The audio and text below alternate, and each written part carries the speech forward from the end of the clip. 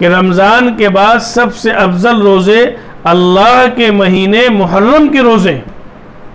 اللہ کے مہینے محرم کے روزے ہیں۔ تو پیغمبر تو یوں فرما رہے کہ جو ہے محرم کے مہینے کو یہ اللہ کا مہینہ ہے، محترم مہینہ ہے، اور اس کا 10 تاریخ کا جو روزہ ہے اس کی فضیلت بیان فرمائی آقا صلی اللہ علیہ وسلم نے کہ رمضان کے بعد نفل روزوں میں سب سے افضل روزہ 10 تاریخ کا ہے۔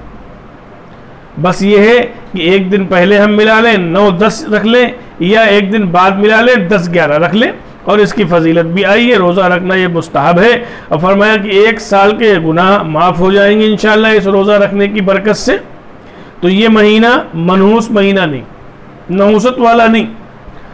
دوسری بات یہ کہ اس مہینے میں سیدنا حسین رضی اللہ تعالیٰ عنہ شہید کیے گئے۔ 10 محرم کو آپ کی شہادت کا واقعہ پیش آیا۔ اگر شہادت غم منانے کی چیز ہوتی، اگر شہادت نوحہ اور ماتم کی چیز ہوتی، تو ہم نہ عید کر پاتے اور نہ بقرعید کر پاتے، چونکہ بقرعید کے مہینے میں ذی الحجہ کے مہینے میں 18 ذی الحجہ کو داماد رسول اور تیسرے خلیفہ حضرت سیدنا عثمان غنی رضی اللہ تعالیٰ عنہ شہید کیے گئے۔ 18 ذی الحجہ کو نبی صلی اللہ علیہ وسلم کے داماد بھی ہیں اور ڈبل داماد ہیں۔ آپ نے اپنی ایک بیٹی حضرت رقیہ کا نکاح حضرت عثمان غنی سے کیا، اور جب ان کا انتقال ہو گیا تو حضرت ام کلثوم کا نکاح آپ نے حضرت عثمان غنی رضی اللہ تعالیٰ عنہ سے کیا۔ اسی وجہ سے آپ کو ذی النورین کہا جاتا ہے۔ یہ شرف، یہ فضیلت کسی اور نبی کے ماننے والے کسی شخص کو یہ فضیلت نہیں ملی جو فضیلت سیدنا عثمان غنی رضی اللہ تعالیٰ عنہ کو ملی، کہ کسی نبی کی 2 بیٹیاں یکے بعد دیگرے کسی صحابی کے نکاح میں ہوں۔ یہ فضیلت سیدنا عثمان غنی کو ملی۔ تو سیدنا عثمان غنی 18 ذی الحجہ کو شہید ہو رہے۔ شوال کا مہینہ جس کو ہم اور آپ عید کا مہینہ کہتے ہیں، اس مہینے میں حضور صلی اللہ علیہ وسلم کے چہیتے چچا حضرت حمزہ رضی اللہ تعالیٰ عنہ شہید ہوئے، اور جن کے بارے میں آقا نے فرمایا کہ امی سید الشہداء، کہ ہمارے چچا شہیدوں کے سردار ہیں۔ اور کیسی المناک شہادت ہوئی، کیسی دردناک شہادت ہوئی۔ حضرت حمزہ رضی اللہ تعالیٰ عنہ کی آنکھ نکالی گئی، کان کاٹے گئے، انگلیاں کاٹی گئیں، سینہ چاک کیا گیا، کلیجہ نکالا گیا۔ حضور پاک صلی اللہ علیہ وسلم جب حضرت حمزہ کی نعش پر پہنچے ہیں اور آپ نے اپنے چچا کی یہ کیفیت دیکھی ہے، تو پیغمبر صلی اللہ علیہ وسلم جیسے شخص جو ہمت و استقلال کے پہاڑ تھے، آپ دیدہ ہو گئے، اور آپ نے فرمایا جب تک میں 70 کافروں کا مسئلہ نہیں کروں گا سکون سے نہیں بیٹھوں گا، یعنی جب تک 70 کافروں کے ہاتھ پیر نہیں کاٹ دوں گا، ناک کان نہیں کاٹ دوں گا، سکون سے نہیں بیٹھوں گا۔ اتنا صدمہ ہوا تھا اس کیفیت کو دیکھ کر، اپنے چچا کی اس کیفیت کو دیکھ کر حضرت حمزہ رضی اللہ تعالیٰ عنہ کی، آقا کو۔ لیکن اللہ نے کیونکہ دین کو مکمل کرنا تھا آپ پر، تو اللہ نے فرمایا وَإِنْ عَاقَبْتُمْ فَعَاقِبُوا بِمِثْلِ مَا عُوقِبْتُمْ بِهِ، کہ دیکھیں اگر آپ پیغمبر بدلہ لینا چاہتے ہیں، اے نبی اگر آپ بدلہ لینا چاہتے ہیں تو اتنا ہی بدلہ لیں جتنی آپ کو تکلیف پہنچائی گئی۔ وَإِنْ عَاقَبْتُمْ فَعَاقِبُوا بِمِثْلِ مَا عُوقِبْتُمْ بِهِ وَلَئِنْ صَبَرْتُمْ لَهُوَ خَيْرٌ لِلصَّابِرِينَ، اور اللہ نے فرمایا کہ اگر آپ صبر کر لیں تو آپ کا یہ صبر کرنا آپ کے لیے بہتر ہوگا۔ وَاصْبِرْ وَمَا صَبْرُكَ إِلَّا بِاللَّهِ، پھر اللہ نے فرمایا کہ آپ صبر کیجئے۔ تو اگر نوحہ اور ماتم غم کی چیز ہوتی تو حضرت حمزہ رضی اللہ تعالیٰ عنہ شوال کے مہینے میں شہید ہو رہے، اور حضور نے ان کے بارے میں فرمایا تھا کہ ہمارے چچا شہیدوں کے سردار ہوں گے۔ یہ بات دو ذہن میں رکھیے گا، حضرت حسن اور حضرت حسین رضی اللہ تعالیٰ عنہما ہمارے عقیدے کے مطابق، اہل سنت والجماعت کے عقیدے کے مطابق، اگر ان شہزادوں کی شان میں بالو کے ذرے کے برابر بھی اگر کوئی گستاخی کرے گا تو وہ آخرت کے انجام کو پہنچ جائے گا، اور امید یہ ہے کہ اس کا ایمان پر خاتمہ نہیں ہوگا، یہ جنتی۔ لیکن حضور نے کیا فرمایا تھا کہ حضرت حسن اور حضرت حسین رضی اللہ تعالیٰ عنہ کے بارے میں حضور نے فرمایا تھا کہ یہ جنتی جوانوں کے سردار ہوں گے، یہ دونوں باتیں الگ الگ ہیں، اس کو ذہن میں رکھیے گا۔ حضور نے فرمایا تھا کہ حضرت حسن، حضرت حسین رضی اللہ تعالیٰ عنہما یہ جنتی جوانوں کے سردار ہوں گے، اور حضرت حمزہ رضی اللہ تعالیٰ عنہ کے بارے میں حضور نے فرمایا تھا کہ حضرت حمزہ شہیدوں کے سردار ہوں گے۔ تو کوئی اعتراض کی بات نہیں رہی، لیکن جو ہے بہرحال یہ فرق یہاں سمجھنے کی ضرورت ہے کہ حضرت حمزہ رضی اللہ تعالیٰ عنہ شہیدوں کے سردار ہیں، اور حضرت حسین اور حضرت حسن رضی اللہ تعالیٰ عنہما جنتی جوانوں کے سردار ہیں۔ تو یہ فضیلت اللہ کے پیغمبر جناب رسول اللہ صلی اللہ علیہ وسلم نے ان کی فضیلت کو بیان فرمایا۔ تو حضرت حمزہ رضی اللہ تعالیٰ عنہ شوال کے مہینے میں شہید ہوئے، حضرت علی رضی اللہ تعالیٰ عنہ کی شہادت رمضان کے مہینے میں ہوئی۔ تو اگر آپ شہادت اگر دیکھیں آپ کہ شہادت نوحہ کی چیز ہوتی، شہادت ماتم کی چیز ہوتی، شہادت غم منانے کی چیز ہوتی، تو تاریخ اسلام میں کوئی دن آپ کو ایسا نہیں ملے گا جس دن کسی نہ کسی صحابی کی شہادت کا واقعہ نہ پیش آیا ہو، کیونکہ یہ دین جو ہم تک پہنچا ہے، یہ اسلام جو ہم تک پہنچا ہے، یہ شریعت جو ہم تک پہنچی ہے، یہ قرآن جو ہم تک پہنچا ہے، یہ نبی کے اقوال افعال جو ہم تک پہنچے ہیں، صحابہ نے اس گلشن کو اسلام سے اپنے خون سے سینچا تھا۔ تو اس لیے کوئی دن ایسا نہیں ملے گا اگر شہادت نوحہ اور ماتم اور غم کی چیز ہوتی تو نہ آپ عید کر پائیں گے نہ بقرعید کر پائیں گے، محرم ہی محرم چلتا رہے گا۔ اس لیے یہ مہینہ غم منانے کا مہینہ نہیں ہے، محرم کا مہینہ غم منانے کا مہینہ نہیں ہے، محرم کا مہینہ نحوست کا مہینہ نہیں ہے۔ آپ دیکھو جنتری اٹھا کے دیکھو،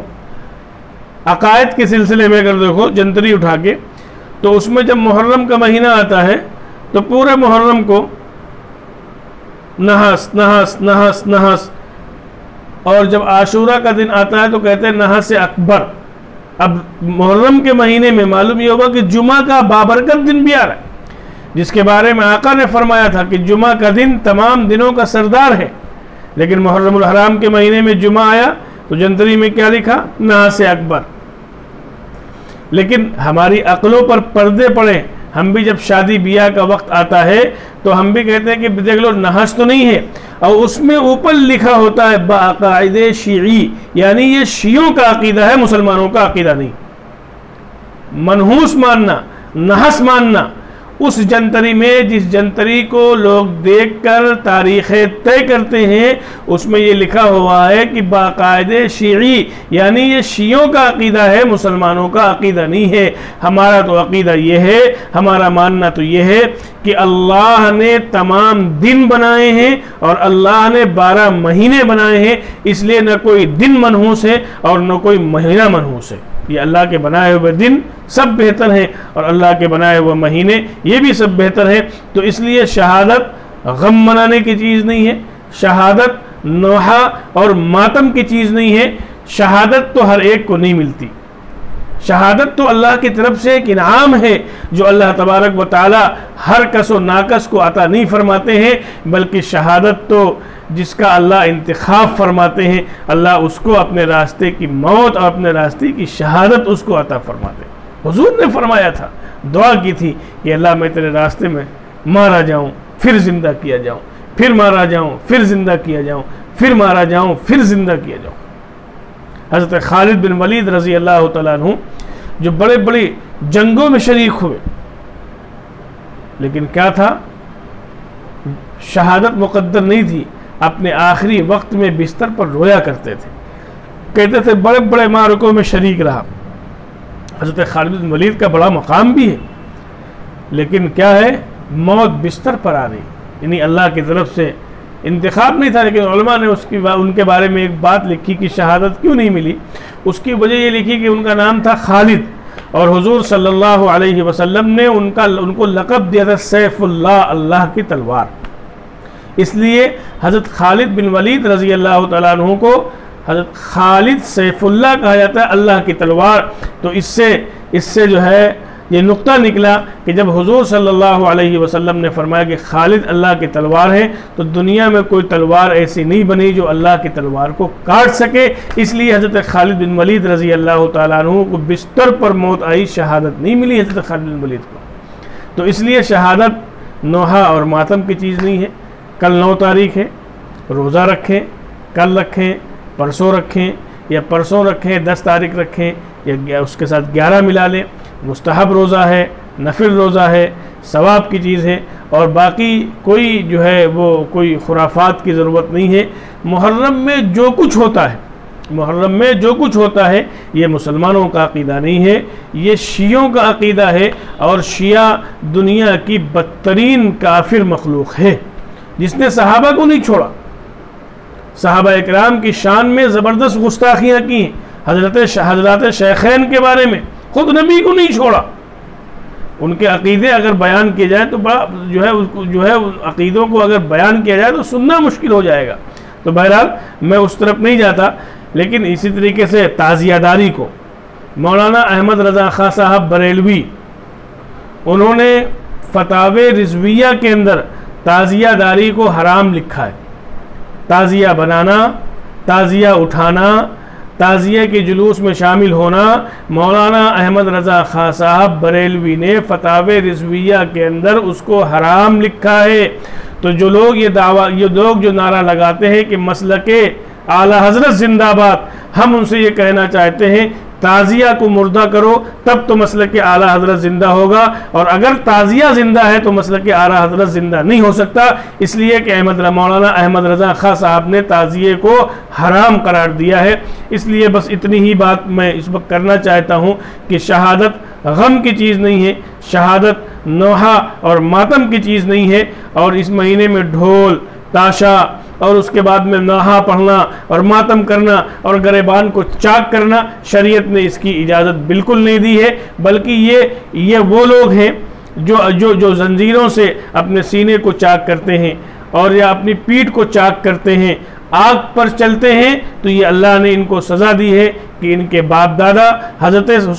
حسین رضی اللہ تعالیٰ عنہ کہ شہید کرنے والے یہ لوگ تھے، تو اللہ نے ان کی نسلوں کو یہ سزا دی ہے کہ آج دنیا میں یہ اپنے ہاتھوں سے اپنے پیٹھ اور اپنے گریبان کو چاک کر رہے ہیں، اور کل قیامت کے دن ان کو اپنے ہاتھوں کا استعمال کرنا نہیں پڑے گا، بلکہ وہاں فرشتے ان کا استقبال کریں گے، اور فرشتے ان کے ساتھ جو ہے وہ بہترین ان کا اکرام کریں گے۔ تو اس لیے بہرحال ان کا اہل سنت والجماعت سے کوئی تعلق نہیں۔ تو اس مہینے کو غم کا مہینہ نہ سمجھنا چاہیے، نحوست کا مہینہ نہ سمجھنا چاہیے،